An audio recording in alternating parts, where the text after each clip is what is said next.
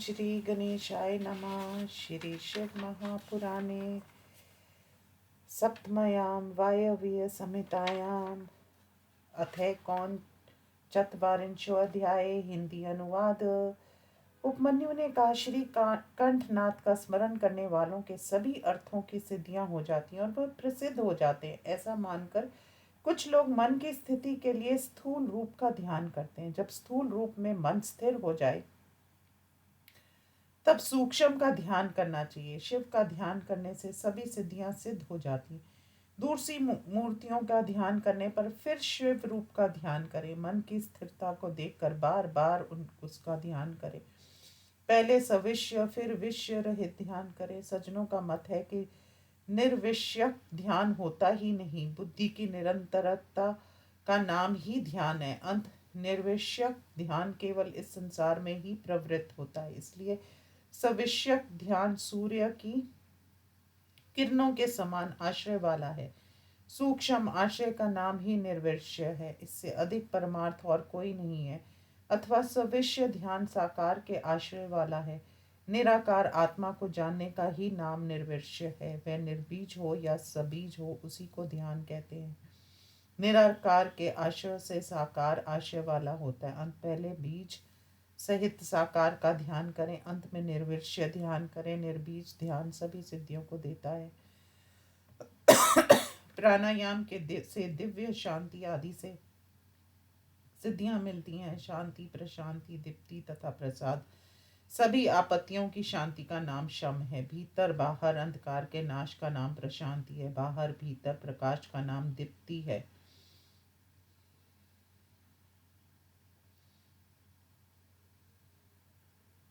बुद्धि की स्वस्थता का नाम प्रसाद है। उसमें बाहर भीतर के सभी अवयव कारण है। बुद्धि के प्रसाद से ये शीघ्र सिद्ध हो जाते हैं। ध्याता, ध्यान, ध्येय तथा ध्यान का प्रयोजन चारों को जानकर ही ज्ञान, वैराग्य तथा शांत चित्त ध्यान करने का इच्छुक ध्यान करें। श्रद्धावान तथा प्रसन्न चित्त पुरुष को सज्जनों ने ध्याता कहा है। ध्यान शब्द है चिंतायाम धातु से बना है। इसके द्वारा बार बार शिव का ध्यान करें। क्षण भर श्रद्धा से किया गया परमेश्वर का ध्यान थोड़ा भी योगाभ्यास करने से पापों का नाश होता है। मन में किसी प्रकार की हलचल ना हो, इसी को ध्यान कहते हैं। इस प्रवाह रूपी ध्यान का सहारा बुद्धि है। जो ध्येय वस्तु है वह है साम सदाशिव। ऐसे विद्वानों का मत है। मुक्ति प्राप्ति के लिए पहले अनिमा आदि 8 ऐश्वर्यों की प्राप्ति होती है। शिव ध्यान का यही साक्षात प्रतिफल है। जिस ध्यान से सभी प्रकार के सुख तथा मुक्ति मिलती है, उसे सब कुछ छोड़कर भी करना चाहिए। बिना ध्यान के ज्ञान नहीं मिलता। जो योगी नहीं है वह ध्यान नहीं कर सकता। ध्यान और ज्ञान दोनों जिसके पास हैं, उसने भवसागर पार कर लिया। प्रसन्न, एकाग्रचित्त तथा समस्त उपाधियों से रहित का नाम ज्ञान है। ये ज्ञान योगी को ही प्राप्त होता है। जब सब पाप क्षीण हो जाते हैं तब ज्ञान ध्यान में बुद्धि लगती है। पापियों को तो ज्ञान तथा ध्यान की बात भी दुर्लभ होती है। जैसे जलती हुई आग सूखे तथा गीले पदार्थों को जला देती है, वैसे ही ध्यान रूपी आग शुभ अशुभ कर्मों को क्षण भर में जला देती है। छोटा भी दीपक बहुत बड़े अंधकार को मिटा देता है। इसी प्रकार थोड़ा भी योगाभ्यास बहुत बड़े पापों का नाश कर देता है। क्षण भर भी श्रद्धा से परमेश्वर का ध्यान करने से जो महान कल्याण होता है, उसका कभी अंत नहीं होता। ध्यान के समान कोई तीर्थ, तप तथा यज्ञ नहीं है। इसलिए परमेश्वर का सदा ध्यान करें। योगी पुरुष आत्म विश्वास के कारण जल पूर्ण तीर्थों तथा मिट्टी पत्थर की मूर्तियों की शरण में नहीं जाते। योगियों का सूक्ष्म शरीर प्रत्यक्ष शिवमय होता है। सागान्य पुरुषों के लिए वह मिट्टी, काष्ठ आदि का बनाया जाता है। जिस प्रकार राजा को भीतरी सेवक प्रिय होते हैं, ना कि बाहरी, वैसे ही अंत ध्यान में तत्पर भक्त शिव जी को प्रिय होते हैं, ना कि बाहरी। जैसे राजभवन में बाहरी कर्मचारी अधिक लाभ के भागी नहीं होते, वैसे ही यहाँ के सेवक भी हैं। यदि ज्ञान योग के लिए तत्पर भक्त मर जाते हैं तो वे योग का प्रयत्न करने मात्र से रुद्र लोक को जाते हैं। वहाँ सुख भोगकर वह फिर योगियों के कुल में जन्म लेता है। फिर वह ज्ञान योग को पाकर भव बंधन से मुक्त हो जाता है। शिव योग को जानने का इच्छुक पुरुष भी जिस शुभ गति को प्राप्त होता है उस गति को महायज्ञ करने वाला भी नहीं पा सकता। वेदों के ज्ञाता करोड़ ब्राह्मणों को पूजन का जो फल होता है, शिव योगी को भिक्षा देने मात्र से वह फल मिल जाता है। यज्ञ, अग्नि, नहोत्र, दान, तीर्थों में होम करने का जो फल होता है वह फल शिव योगी को अन्नदान करने के समान ही है। जो मूर्ख शिव योगियों की निंदा करते हैं वे अन्य श्रोताओं के साथ प्रलय पर्यंत नरक यातना भोगते हैं। श्रोता होकर जो वक्ता से शिव योगियों की निंदा सुनता है वह श्रोता महान लोगों द्वारा दंडनीय होता है, और जो सदैव भक्ति से शिव योगियों की भक्ति से सेवा करता है वह महाभोगों को प्राप्त होकर अंत में शिव योगी होते हैं। इसलिए सुख भोग के इच्छुक मनुष्यों को चाहिए कि वह शिव योगियों का पूजन करें। घर, अन्न, पान, शैया, गद्दा, रजाई और आदि देकर उनकी सहायता करें। योग धर्म ठोस है, वह परम मुद्गरों से नष्ट नहीं किया जा सकता। जैसे चावलों से व्रज नहीं टूटता वैसे ही पाप से योगी नष्ट नहीं होते। वे पाप समूह से वैसे लिप्त नहीं होते जैसे कमल पत्र जल से। जिस देश में शिव योगी मुनि निवास करता है उसके कारण वह देश भी पवित्र हो जाता है। उसके पवित्र होने में क्या संदेह है। इसलिए बुद्धिमान अन्य सभी कार्यों को छोड़कर सभी दुखों का नाश करने के लिए शिव योग का अभ्यास करें। योग फल की सिद्धि हो जाने पर योगी पुरुष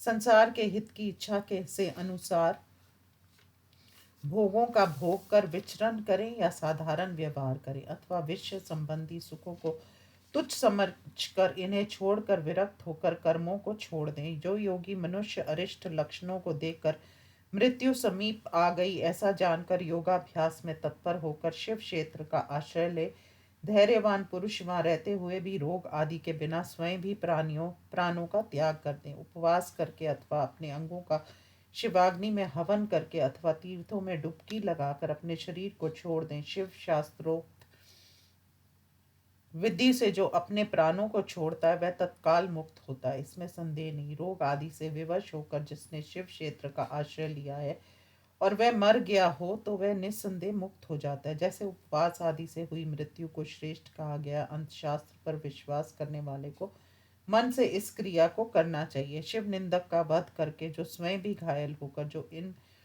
ना छोड़ने योग्य प्राणों को भी छोड़ता है उसका पुनर्जन्म नहीं होता। शिव निंदा करने वाले को मारने में असमर्थ जो स्वयं मर जाता है वह 21 कुलों के साथ स्वयं मुक्त हो जाता है। जो शिव जी के लिए या शिव भक्त के लिए प्राणों को छोड़ता है उसके समान कोई दूसरा पुरुष मुक्ति का अधिकारी नहीं है। उसकी संसार मंडल में से शीघ्र मुक्ति हो जाती है। इनमें से किसी एक उपाय का सहारा ले। विधिवत षड्वद शुद्धि किया हुआ पुरुष यदि मर जाता है तो पशुओं की भांति उसका क्रियाक्रम ना करे। उसके पुत्र पौत्र आदि को अशौच नहीं लगता। उसके शरीर को भूमि में गाड़ दें या पवित्र अग्नि में उसे जला दें या पवित्र जल से में बहा दें अथवा मिट्टी लकड़ी की भांति फेंक दें।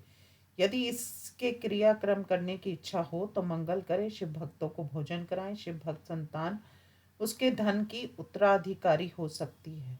यदि ऐसी संतान ना हो तो उसे संपत्ति को शिव के लिए दे दे, उस धन संपत्ति को मूर्ख संतान को ना दे। इस प्रकार श्री शिव महापुराण में शिव योग वर्णन नामक 39वां अध्याय समाप्त। अथ चत्वारिंशो अध्याय। श्री सूत जी ने कहा, इस प्रकार वायुदेव ने श्री कृष्ण के प्रति क्रोध रहित उपमन्यु द्वारा वर्णन किए गए ज्ञान योग को मुनियों से कहा। तब उन्होंने उपमन्यु को प्रणाम किया। उसके बाद परमात्मा स्वरूप वायुदेव सायंकाल के समय आकाश में अंतर ध्यान हो गए। तब प्रातः काल में नैमिषारण्य निवासी तपस्वी यज्ञ के अंत में भृत स्नान करने गए। तब ब्रह्मा के आदेश से साक्षात सरस्वती देवी प्रसन्न होकर सुस्वादु जलवादी नदी के रूप में प्रकट हुई। सरस्वती नदी को देखकर प्रसन्न चित्त वाले मुनि यज्ञ समाप्ति के बाद उसमें स्नान करने लगे। स्नान के बाद मुनि उसके पवित्र जल से देवता आदि का तर्पण कर पूर्व वृत्तांत का स्मरण कर वाराणसी की ओर चले। तब वह हिमालय पर्वत के नीचे से बहती हुई दक्षिणाभिमुखी भागीरथी नदी को देखकर उसमें स्नान कर उसके किनारे से आ गए। फिर वाराणसी पहुंचकर वह सब प्रसन्न होकर उत्तर वाहिनी गंगा में स्नान कर अविमुक्तेश्वर लिंग के दर्शन कर विधि पूर्वक उसकी पूजा कर आगे जाने को तत्पर हुए तो उन्होंने आकाश में एक तेज पुंज देखा जो करोड़ों सूर्यों के समान दिख रहा था। वह दिव्य एवं महा आश्चर्यजनक तेज था, जिसने अपने प्रकाश से सभी दिशाओं को प्रकाशित कर रखा था। उसके बाद से पाशुपत व्रत वाले शरीर में भस्म लगाए सैकड़ों मुनि उस तेज में विलीन हो गए। उन तेजस्वी महात्माओं के विलीन होते ही तत्काल वह तेज अंतर ध्यान हो गया। ये आश्चर्य सा हुआ। इस अद्भुत घटना को देखकर नैमिषारण्य के महर्षि इस ये क्या हुआ इसे न जानते हुए वे ब्राह्मण की ओर गए। इनके जानने के पहले ही लोग पावन वायुदेव ने शारण्य वासियों के दर्शन तथा संवाद को तथा उनकी शुद्ध बुद्धि को पार्वती तथा गणों सहित शिव में देखकर दीर्घ काल से चलने वाले यज्ञ की समाप्ति की। ये सभी बातें संसार के स्वामी ब्रह्मा योनि ब्रह्मा ने निवेदन कर अपने कार्य के लिए उनसे आज्ञा लेकर अपने पुर की ओर गए। तब ब्रह्मा जी के स्थान पर तुम्बरु और नारद पहुंचे। वे दोनों आपस में गीत के बारे में विवाद कर रहे थे। तब उनके गान का निर्णय करने के लिए ब्रह्मा जी मध्यस्थ बने। उस समय गंधर्वों तथा अप्सराओं द्वारा सेवित ब्रह्मा जी वहां सुख से बैठे। उस समय द्वारपालों ने उचित अवसर ना समझकर मुनियों को बाहर ही रोका। वे एक ओर बैठ गए। तब गाने में नारद जी ने तुम्बुरु की समानता प्राप्त कर ली और साथियों सहित परमेष्ठी ब्रह्मा से आज्ञा लेकर वे दोनों आपस की होड़ को छोड़कर मित्रता कर लिए। वे अप्सराओं तथा गंधर्वों से घिरकर नुक्लीश्वर देव की वीणा वाद्य द्वारा स्तुति करने के लिए ब्रह्मा के घर से ऐसे निकले जैसे बादलों में से सूर्य निकलता है। मुनि श्रेष्ठ नारद को देखकर त्रिवेणी के 6 कुलों में उत्पन्न ब्राह्मण उन्हें प्रणाम कर शिवजी के दर्शन के अवसर को परम आदर से पूछने लगे। वह यही अवसर है, यहाँ से भीतर जाओ। ऐसा कहते हुए दूसरे कार्य की शीघ्रता से वे चले गए। तब जो ब्रह्मा के द्वार पर स्थित थे उन्होंने ब्रह्मा जी से कहा। तब वे मिलकर ब्रह्मा के भवन के भीतर गए। भीतर जाकर दूर से ही ब्रह्मा जी को उन्होंने दंडवत प्रणाम किया। उनसे आज्ञा पाकर वे सब गोलाकार बैठ गए। उन बैठे हुए मुनियों से ब्रह्मा जी ने कुशल पूछी और कहा, आप लोगों का समाचार मुझे मालूम है, क्योंकि वायुदेव ने मुझसे कह दिया। वायुदेव के अंतर ध्यान होने पर आप लोगों ने क्या किया? ब्रह्मा जी के ऐसा कहने पर मुनियों ने यज्ञ स्नान के बाद गंगा तीर्थ में जाना, वाराणसी की यात्रा और वहां सुरेश्वरों द्वारा स्थापित लोगों के दर्शन, अभिमुक्तेश्वर लिंग की पूजा, आकाश में उनके महान तेज समूह के दर्शन, मुनिजनों का उसमें प्रवेश होना और उस तेज का अंतर ध्यान होना, उसकी अपने द्वारा यथार्था को जानना तथा विचार करना, इन सब बातों को मुनियों ने जगत श्रेष्ठा ब्रह्मा जी को बार बार प्रणाम कर उनसे विस्तार पूर्वक कहा। उससे सुनकर ब्रह्मा जी ने सिर हिलाकर गंभीर स्वर में कुछ कहा। आप लोगों की पारलौकिक उत्तम सिद्धि समीप आती जा रही है। आपने दीर्घ कालिक यज्ञ से महेश्वर की बहुत समय तक आराधना की है।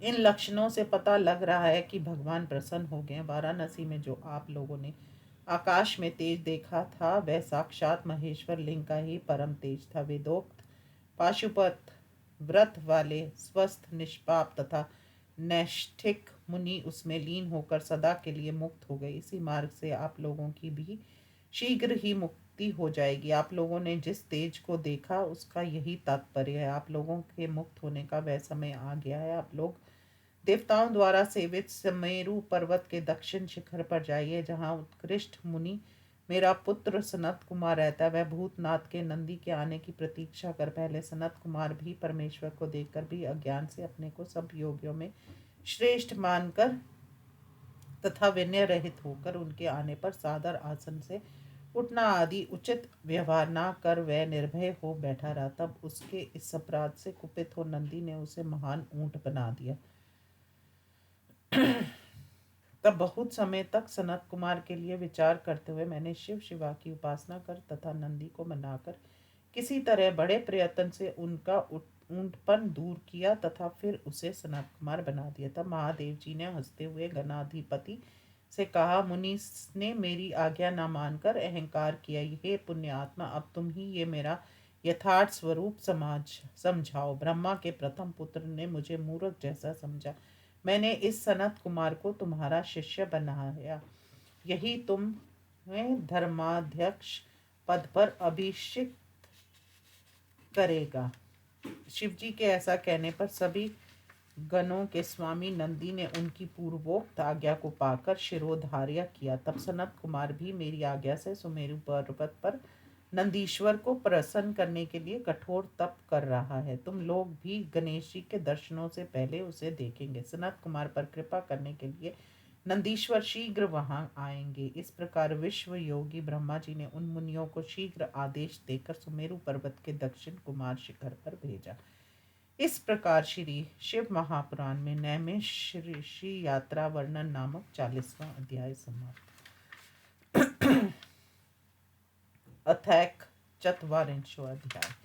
सूत जी ने कहा, वह समुद्र के समान अगाध एवं अपार एक सकंद सरोवर है, जिसका जल अमृत के समान स्वादिष्ट, शीतल, स्वच्छ तथा लघु है। उसके चारों ओर स्फटिक शिलाओं का समूह है। सभी ऋतुओं के फूल खिले हैं, जिनसे सभी दिशाएं व्याप्त है। सिनवार, नील तथा रक्त कमलों, तारों के समान कुमुद के फूलों से सुशोभित एवं नीली तरंगों से ऐसा लग रहा है जैसे आकाश भूमि पर उतर आया हो। ऊपर नीचे जाने के सुखद सोपान मार्ग नीलम पत्थरों के बने हुए आठों दिशाओं में शोभा पा रहे हैं। उसमें स्नान करने के लिए आते हुए और स्नान करते हुए जाते हुए सफेद यज्ञोपवीत धारी, सफेद कौपीन वलकल जटा शिखा धारण किए हुए, मुंडित त्रिपुंड लगाए हुए, वैराग्य से प्रसन्न मुख वाले मुनि कुमारों से कमलिनी पत्र के दोनों घटों, कलशों, कुमंडलों, झंझरों तथा इसी प्रकार के अन्य जल पात्रों से अपने लिए, दूसरे के लिए, विशेष करके देवता के लिए प्रतिदिन लाया गया जल तथा फूल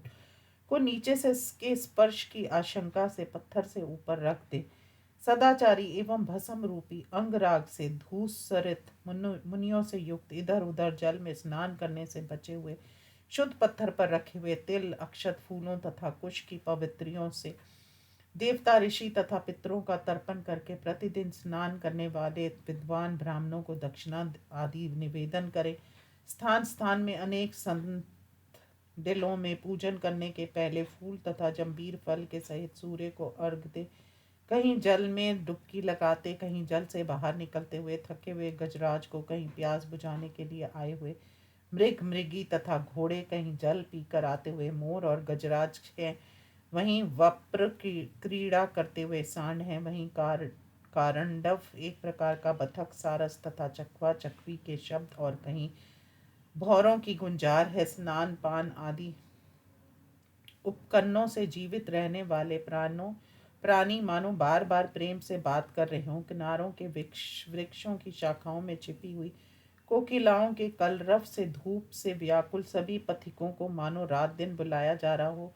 उस सरोवर के उत्तरी तट पर कल्प वृक्ष के नीचे हीरे के पत्थर से बनी हुई वेदी के ऊपर कोमल मृग चर्म पर बैठे हुए बालक रूप सनत कुमार अचल समाधि से तत्काल उठे। मुनियों तथा योगी राजाओं द्वारा पूजित सनत कुमार को नैमिषारण्य के निवासी मुनियों ने देखकर प्रणाम किया और उनके समीप उपस्थित हुए। उनके पूछने पर मुनियों ने अपने आने का कारण बतलाया। उसी बीच में आकाश में दुंदुभियों का शब्द सुनाई दिया। उसी समय असंख्य गणेश्वरों से चारों ओर से घिरा हुआ सूर्य के समान तेजस्वी विमान दिखलाई दिया। अप्सराओं के समूह में से व्याप्त रुद्र कन्याओं से घिरा हुआ मृदंग, मुरज, वेणु, वीणा आदि वाद्य जहाँ बज रहे हैं। रंग बिरंगी रत्नों से जटित वितानों से युक्त मुनि, सिद्ध, गंधर्व, यक्ष, चारण के नर जहाँ नाच रहे हैं, गा रहे हैं और बाजे बजा रहे हैं। उनसे घिरे हुए वीरों में श्रेष्ठ जहाँ मूंगे के पेड़ की लाठी रूप चिन्ह से युक्त हैं। विमान के ऊपर पताकाएं फहरा रही हैं और उस विमान के बीच में 2 चंवर भी थे। चंद्रमा के समान सफेद छत्र में मणि जटित दंड लगा हुआ था। उसी के नीचे सुयशा के साथ दिव्य सिंहासन में बैठे हुए, सुंदर शरीर से तथा उसकी कांति से 3 नेत्रों से प्रभु के कार्यकलापों को जानने वाला, संसार की रचना करने वाला, प्रभु की सबके ऊपर कृपा करने वाली आज्ञा का उल्लंघन न करके अर्थात स्वीकार करके आए हुए की भांति साक्षात शिव जी के सामने उपस्थित हुए। शिलाद पुत्र साक्षात श्रीमान नंदी उत्तम आयुध शूल को अपने हाथ में लिए हुए, जो विश्वेश्वर के गणों के अध्यक्ष है, मानो वे दूसरे विश्वेश्वर ही हों। संपूर्ण संसार के रचिताओं के निग्रह तथा अनुग्रह करने में समर्थ, चार भुजाओं वाले, सर्वांग सुंदर शरीर, रावयों वाले तथा चंद्र रेखा से विभूषित शिर वाले, गले में नाग से, सिर में चंद्रमा से शोभित, मानो ऐश्वर्य ने शरीर धारण किया हो और सती क्रिया के समार्थ्य रूप हो, मुक्ति की चरम सीमा रूप, सर्वज्ञता के स्वरूप शिव जी को ऋषियों के साथ ब्रह्मा पुत्र सनत का मार देखकर मानो अपने को उन्हें सौंप रहे हों, उस आशय से हाथ जोड़कर उठकर वे खड़े हो गए। उसी समय वह विमान पृथ्वी पर उतरा, भगवान को दंडवत प्रणाम तथा स्तुति कर मुनिजनों का उन्हें परिचय दिया। ये षटकुलीय मुनि हैं। इन्होंने नैमिषारण्य नामक पवित्र क्षेत्र में दीर्घकालिक यज्ञ किया था। अब ये सब ब्रह्मा जी की आज्ञा से आपकी सेवा करने की इच्छा से आए हैं। ब्रह्मापुत्र सनत कुमार जी की इन बातों को सुनकर नंदीश्वर ने अपने देखने मात्र से उनके भव बंधनों को शीघ्र नष्ट करके शैव धर्म तथा ईश्वर संबंधी ज्ञान योग देकर वे फिर शिव जी के समीप चले गए। सनत कुमार जी ने वह सब ज्ञान हमारे गुरु व्यास जी को दिया। पूज्य व्यास जी ने उस ज्ञान का उपदेश मुझे दिया और मैंने उसे संक्षेप से आप लोगों से कहा। भगवान त्रिपुरारी के इस पुराण रतन का उपदेश उन्हें कभी नहीं देना चाहिए जो वेदों के ज्ञाता ना हो, न अभक्तों को जो शिष्य ना हो, तथा नास्तिकों को वो भी इसका उपदेश ना दे। यदि जो मूर्खतावश देता है तो वह नरकगामी होता है। मैंने स्व सेवा भाव तथा उचित विधि से इस ज्ञान को दे दिया और जिन्होंने यथाविधि इसे ग्रहण किया, पढ़ा, सुना, उनको भगवान शिव आरंभ से संसारिक सुख, धार्मिक सुख तथा अंत में धर्म, अर्थ, काम, मोक्ष अवश्य देते हैं। आज आपने और मैंने सूत जी ने पुराण सुनने सुनाने के संबंध में से एक दूसरे का उपकार किया, इसलिए अब मैं सफल मनोरथ होकर जाऊंगा। आप सबका सदा कल्याण हो। इस प्रकार आशीर्वाद देकर सूत जी जब चले गए तब वे सभी सदाचारी एवं तपस्वी मुनिजन तीर्थराज प्रयाग में यज्ञ को समाप्त कर इस कली काल में इंद्रिय संबंधी विषय वासनाओं में डूबे हुए मनुष्य को देखकर वाराणसी के आसपास निवास करने लगे। तब वे सभी पुण्य आत्मा मुनि पशुपाश से छूटने की इच्छा करके अपने किए हुए पाशुपत व्रत के प्रभाव से समस्त ज्ञान समाधि को प्राप्त कर मुक्त हो गए। व्यास जी ने कहा, यह शिव पुराण समाप्त हुआ, ये सबका हित करने वाला है। इसका आदर से पाठ करना चाहिए और इसे प्रयत्न पूर्वक सुनना चाहिए। इसका उपदेश नास्तिक, शिव के प्रति श्रद्धा ना रखने वाले, धूर्त जो शिव भक्त ना हो तथा जो पाखंडी ढोंगी हो उसे नहीं देना चाहिए। इस महापुराण को एक बार सुनने मात्र से पाप भस्म हो जाते हैं। जो अभक्त है उसे शिव भक्ति मिल जाती है और जो भक्त है उसकी शिव जी के चरणों में दृढ़ भक्ति हो जाती है। दूसरी बार सुनने पर सद भक्ति प्राप्त होती है और तीसरी बार सुनने पर मुक्ति मिलती है। इसलिए मोक्ष के इच्छुक इस पुराण का बार बार श्रवण करें। सर्वोत्तम फल पाने की इच्छा से इस पुराण की 5 आवृत्ति करनी चाहिए। ऐसा करने से इसका पूर्ण फल मिलता है, इसमें संदेह नहीं है। प्राचीन काल में उत्तम ब्राह्मण राजा वैश्य 7 बार इसका पाठ करने से शिव दर्शन पा चुके हैं। आज भी जो मनुष्य भक्ति भाव से इसे सुनता है वह इस लोक में सभी प्रकार के सुख भोगों को भोगकर अंत में मुक्ति लाभ करता है। ये शिव पुराण भगवान शिव जी को अत्यंत प्रिय है। ये सुख भोग तथा मुक्ति को देने वाले उपायों में उत्तम है, पर ब्रह्मा के समान है तथा शिव भक्ति को बढ़ाने वाला है। इस शिव पुराण के कथावाचक तथा कथा श्रवण करने वाले का गणेश, कार्तिकेय तथा माता पार्वती सहित भगवान शिव जी सदा कल्याण करें। एहिकामुषिमकं श्रेयो य इच्छेत स्वस्कर स्थितं सर्वप्रदं सांबं भजेष्य शंभु स सर्वदा माहेश्वर कुलोद्भूत ब्रह्मानंद त्रिपाठिना शिववाटिका कृता नूतना पुराणे शिव संज्ञके नववेदाभ्रयुग्मे बदे व्यक्रमे फाल्गुने सिते शिवरात्रि दिने से यम कृतिम में पूर्णता गाथ अन्यया सगना सांबा नारायणती कस्तिथा चंद्रेश्वरो महादेवो मयि तुष्यतु सर्वदा। इस प्रकार श्री शिव महापुराण में व्यासोपदेश तथा शिव पुराण महात्म्य वर्णन नामक 41वां अध्याय समाप्त। 7वीं वायव्य संहिता का उत्तर भाग समाप्त। श्री शिव महापुराण समाप्त। ओम नमः शिवाय, ओम नमः शिवाय, ओम नमः शिवाय, ओम नमः शिवाय, ओम नमः शिवाय, ओम नमः शिवाय, ओम नमः शिवाय, ओम नमः शिवाय, ओम नमः शिवाय।